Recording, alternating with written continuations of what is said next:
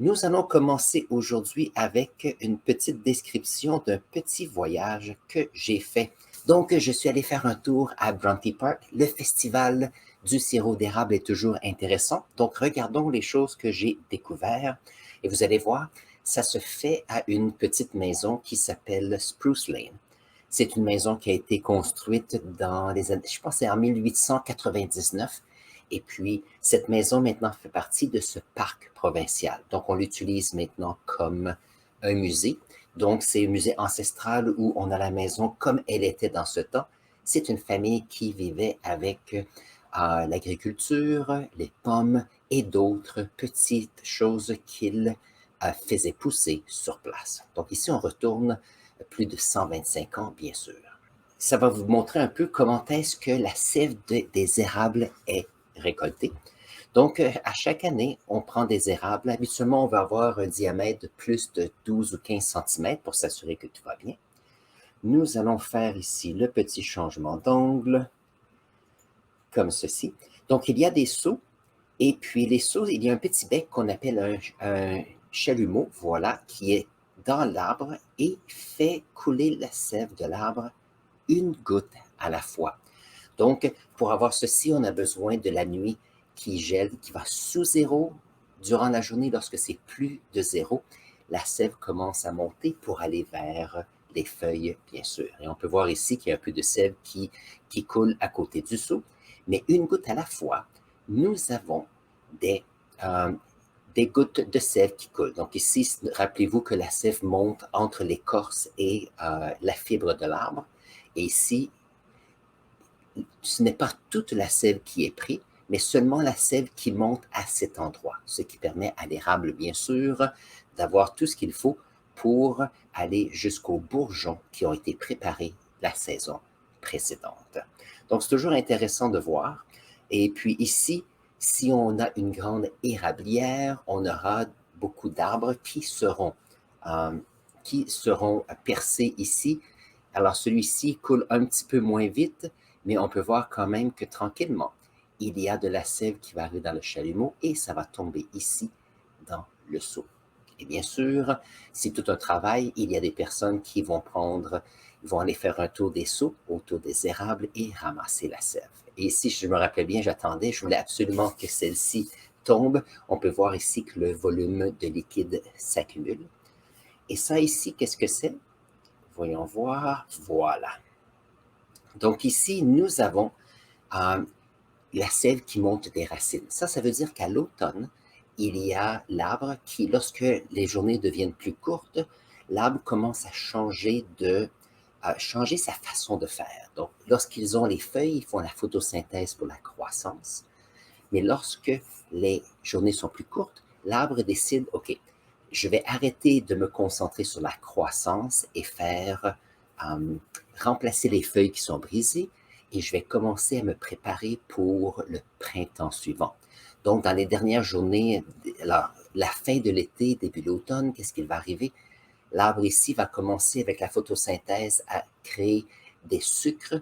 Et ici, par exemple, on a la sève ici qui a une petite quantité de sucre. Celui-ci va descendre dans les racines, va être entreposé comme un style d'amidon un petit peu. Et puis bien sûr, l'arbre va commencer à organiser l'énergie de l'arbre pour faire les bourgeons pour l'année suivante. De façon à ce que lorsque le printemps arrive et que la sève va commencer à monter, dans les racines, il y a déjà, l'arbre a entreposé une source d'énergie en amidon. Et ici, au printemps, avec les érables, on a ici une sève sucrée qui va monter jusqu'au bourgeon et va commencer à dire, OK, c'est le temps de se réveiller. Donc ici, c'est le début du printemps. La sève va rentrer dans toutes les branches, va aller dans les bourgeons et tranquillement, le bourgeon va commencer à absorber de ce liquide de façon à ce que lorsque il fasse assez chaud et que les journées sont assez longues, les feuilles vont ouvrir et commencer la photosynthèse. C'est tout un cycle qui est bien organisé ici. Voilà, retournons voir si on peut retourner dans... alors ça ici, c'est celui-ci si je me rappelle bien. Voilà. Donc ici, alors vous allez voir, tout au long de ma journée, j'ai profité pour documenter ce que j'ai vu, de façon à ce que je puisse vous le montrer. Très bien. Donc ça ici, c'est un petit sentier, et ce petit sentier nous montre, ici c'est dans la forêt. Donc ce qui est intéressant, c'est qu'on a besoin d'érables qui sont assez matures. Donc ici, on a une forêt qui est mature avec des érables, et on peut voir ici que les personnes, de temps, ont mis, lorsque les érables sont assez grands, ont mis des chalumeaux pour faire la récolte de la sève. Et on peut voir ici qu'il y a des personnes qui se promènent. Donc, on avait une grande tempête de neige 2 journées avant.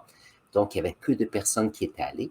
Donc, ici, on peut voir que le seau est vide et que ici, puisque c'était une journée fantastique, les érables avaient commencé à couler. Donc, il y a des personnes qui passaient et circulaient. On circule habituellement le matin pour aller chercher la sève. Comme ça, durant la journée, ils peuvent traiter cette sève en la faisant évaporer pour augmenter la concentration de sucre dans ce liquide. Et c'est ça un peu qu'on va voir dans les parties qui s'en viennent. Donc, on a vu qu'il y avait des seaux de métal.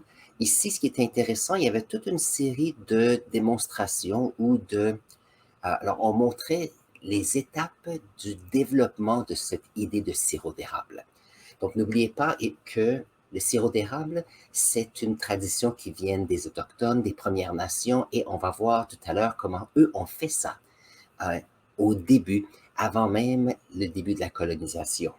Ici, lorsque on a commencé à récolter la sève à plus grande, de façon plus industrielle, voyons donc, nous avions des seaux qui étaient faits de bois, et nous avions des chalumeaux qui étaient aussi faits de bois. Donc, on n'avait pas ces technologies où on avait des forgerons qui faisaient tout cela.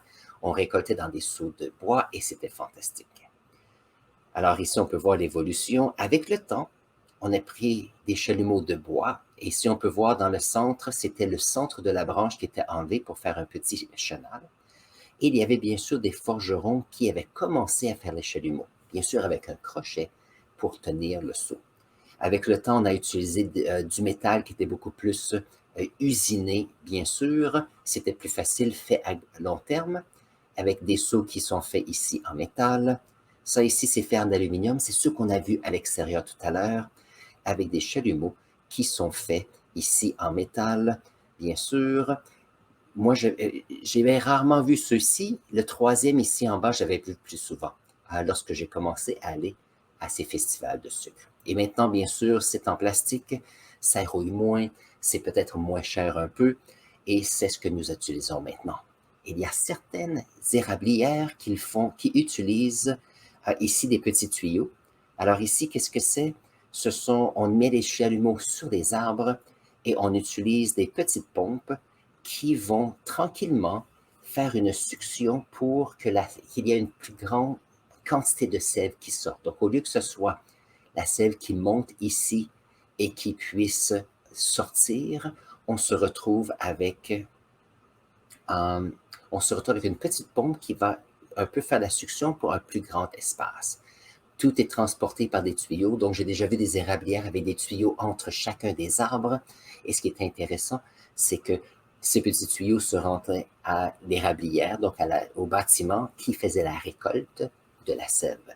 Cette façon a beaucoup moins d'insectes, a beaucoup moins d'impuretés dans les liquides et pour la consommation, c'est beaucoup mieux.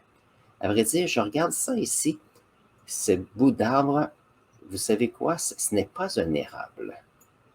On dirait que c'est plus un pin. On a pris comme une bûche quelconque pour faire un érable.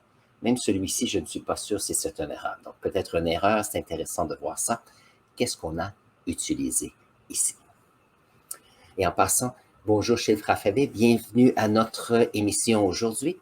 J'en profite pour montrer certains petits segments et petites vidéos que j'ai pris lorsque je suis allé à un festival du sirop d'érable qui est près de Toronto, ici au Canada. Alors, voyons voir la prochaine étape. Donc, bien sûr, lorsqu'on parle de festival du sirop d'érable, ça se passe au printemps et ça fait partie un peu de la culture ici. Là, moi, je viens de la province du Québec. Ça fait partie un peu de la culture où le printemps, c'est des choses qu'on va faire. On va à la cabane à sucre, il y a des fêtes, de la musique, on mange bien. Et bien sûr, on se garde des provisions de sirop d'érable pour le reste de l'année. Ici, on a une peinture qui était ici à l'érablière avec la signature, donc peinture en 1986. Et puis, ça ici, ah oui, ça, j'ai trouvé ça fantastique. Ça, c'est une tranche d'arbre. C'est une tranche d'un vieil érable qui est mort. Et chose intéressante, on peut voir qu'avec les années, à chaque année, on a continué, je ne sais pas si je pourrais arrêter, on peut voir qu'à chaque année, cet érable, on entaillait, ah oui, voilà le mot, entailler les érables. C'est lorsqu'on faisait le trou dans l'érable pour mettre le chalumeau. Donc ici, on peut voir qu'à chaque année, il y avait un trou qui avait été fait. Et avec le temps, bien sûr, ce trou s'est bouché avec le fait que l'arbre se guérit à chaque année. Alors, ça, ici, je veux continuer le petit vidéo, c'est fantastique. Alors, ça, c'est une des raisons que je voulais faire ce vidéo, c'est vous montrer comment est-ce que même si on entaille les érables, ceux-ci ce n'est pas au détriment de ceux-ci. Maintenant, ici, c'est un arbre qui avait, je pense, selon la fiche, 117 ans. Donc, alors peut-être qui a commencé à pousser au début des années 1900. Et chose intéressante, on l'a entaillé depuis les années 1940 jusqu'à 2014 à peu près. Donc, chose intéressante, c'est un érable qui a contribué avec sa sève tout au long de sa vie, mais n'a pas été au détriment de celui-ci. Ça veut dire que si on a un érable, on ne veut pas entailler l'érable 8 fois autour de celui-ci, parce qu'il faut s'assurer qu'il y ait bien sûr de la sève qui se rende jusqu'au bourgeon pour s'assurer que l'arbre va bien durant l'année.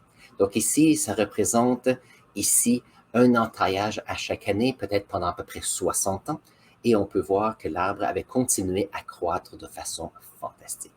Donc ça, c'est un de mes vidéos que j'ai trouvé fantastique ici. Voyons voir, qu'est-ce que j'ai d'autre pour vous ici?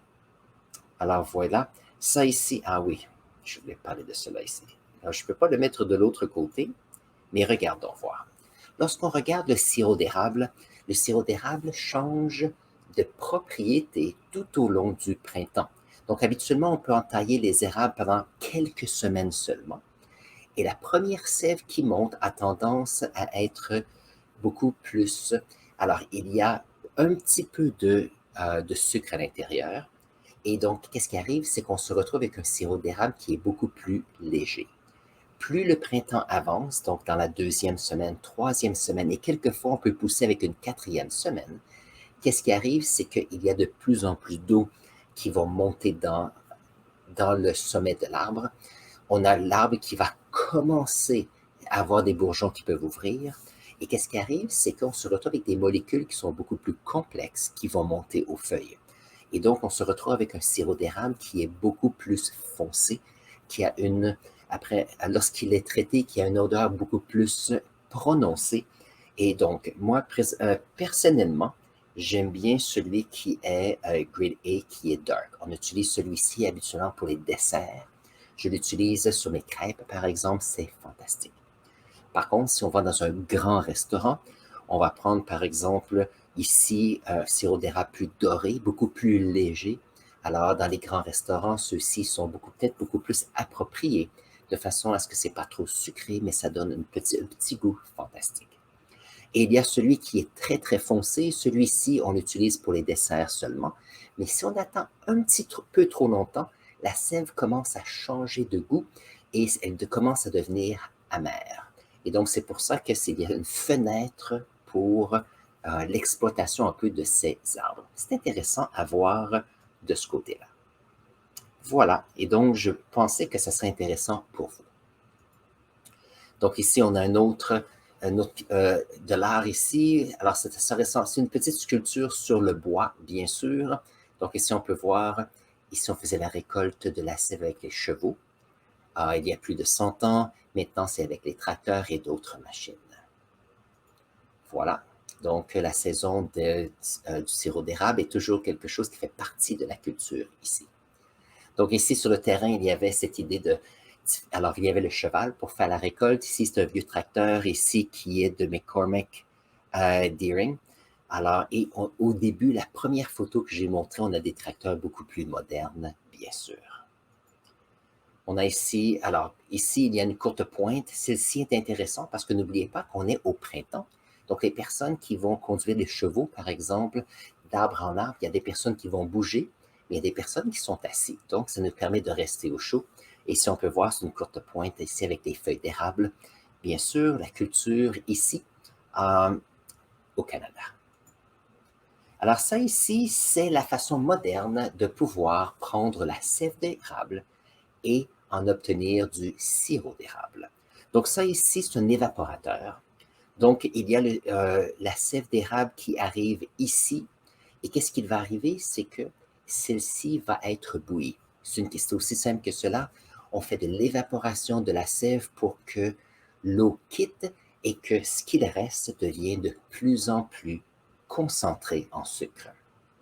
Et voyons voir. Et la quantité, c'est à peu près 40 litres de sève pour obtenir 1 litre de sirop d'érable. Alors pensez, on a vu tout à l'heure que les érables vont... alors on va extraire la sève goutte à goutte et il en faut 40 litres pour faire 1 litre de sirop. Donc c'est quelque chose, c'est un liquide qui est pas facile à obtenir, mais aussi qui est précieux. Il faut faire attention.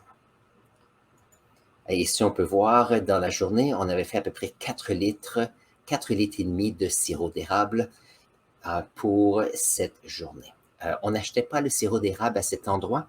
Ils vendent leur sirop d'érable habituellement au parc après la saison de la récolte. Donc ça ici, c'est un exemple. On a ici le baril qui est rempli de sève et il y a une petite quantité de sève qui entre dans l'évaporateur. C'est aussi simple que ça. Un peu de chimie qui n'est pas très difficile. Donc ça ici, c'est un exemple. Si nous avons 2 contenants de 20 litres, ça nous donne 1 litre de sirop d'érable, comme ceci. Alors ici, j'ai un exemple de l'évaporateur. Donc l'eau rentre ici, va commencer à chauffer. Et bien sûr, lorsque celle-ci va chauffer, celle-ci a tendance à s'élever. Et qu'est-ce que l'on fait? Il y a des petits systèmes de pompe qui fait que ça va monter ici jusqu'au point où la concentration de sucre est au niveau que l'on veut avoir. Qu'est-ce qu'on a ici? Si on a du sirop d'érable, on a quelque chose qui est plutôt liquide que l'on met sur les crêpes, c'est fantastique. Ici, c'est ce qu'on appelle de la tire d'érable. Donc la tire d'érable, qu'est-ce que c'est? C'est lorsqu'on prend ce sirop d'érable et on le fait bouillir encore un petit peu plus et on a une concentration qui s'élève. Donc, à un certain moment, c'est beaucoup plus une texture de caramel. Et lorsqu'on le fait un petit peu plus évaporer, on a ce qu'on appelle de la tire. C'est un peu comme un caramel beaucoup plus dur. Et on le met sur la glace comme ceci. Elle refroidit. Et ça devient une friandise fantastique. J'ai un petit vidéo, si je me rappelle bien. Alors ici, on peut voir, on va faire couler le sirop ici. Alors, on utilise un petit chaudron que l'on fait, alors une casserole qu'on fait évaporer l'eau et on se retrouve à un certain moment où, en regardant la température, on arrive à une température qui est exacte et on le met sur de la neige ou de la glace et ça nous permet d'avoir ces petites tires. Voilà, et ça c'est un autre exemple. Chose intéressante, j'ai trouvé qu'il avait fait cuire un petit peu trop parce que c'était très très dur, c'était plus comme un bonbon que de la tire. Donc lorsqu'on la fait cuire un petit peu plus, ça devient plus dur et dans un instant, on va regarder des exemples que si on fait encore bouillir un petit peu plus et qu'on enlève de l'eau, on se retrouve avec du sucre d'érable.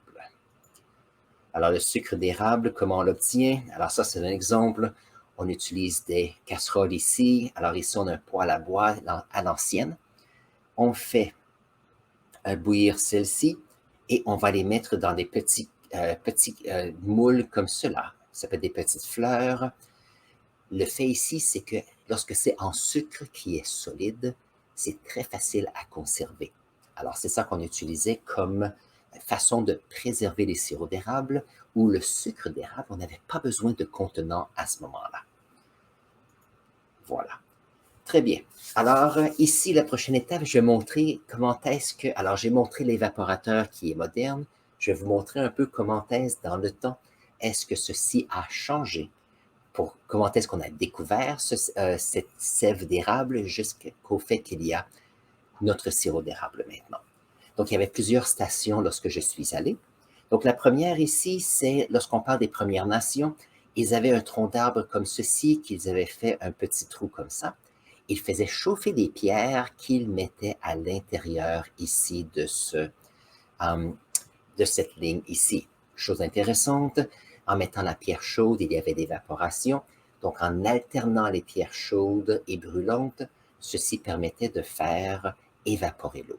Maintenant, j'ai déjà vu une autre façon sur laquelle, si on a des roches qui sont près d'un feu comme ceci, on peut utiliser la surface ici de la roche pour faire couler tranquillement de la sève. Et qu'est-ce qui arrive? On se retrouve avec une coulisse qui devient de plus en plus épaisse et on en finit avec une tire et on peut gratter le sucre par après. Deux façons différentes de le faire. D'où je viens, il y avait souvent des légendes. Comment est-ce que les Premières Nations ont découvert cela? Donc, il y a une des idées, c'est que quelqu'un, alors dans le temps, il y avait une flèche ou une arme qui est arrivée sur un érable et quelqu'un, une Première Nation était fatigué et s'est couché après un événement ou de la chasse ou quelque chose comme ça. Et il avait derrière son dos un contenant pour ses flèches et que durant le temps qu'il dormait, il y a un petit peu de sève qui a coulé le long de la flèche sur l'arbre et est allé dans son étui à flèche. Et lorsqu'il est arrivé au camp, il a remarqué qu'il y avait de l'eau. Et lorsqu'il l'a mis près du feu pour le faire sécher, il a remarqué une odeur sucrée de l'érable.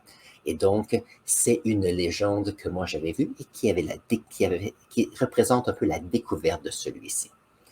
Donc, bien sûr, avec le temps, on a appris des Premières Nations.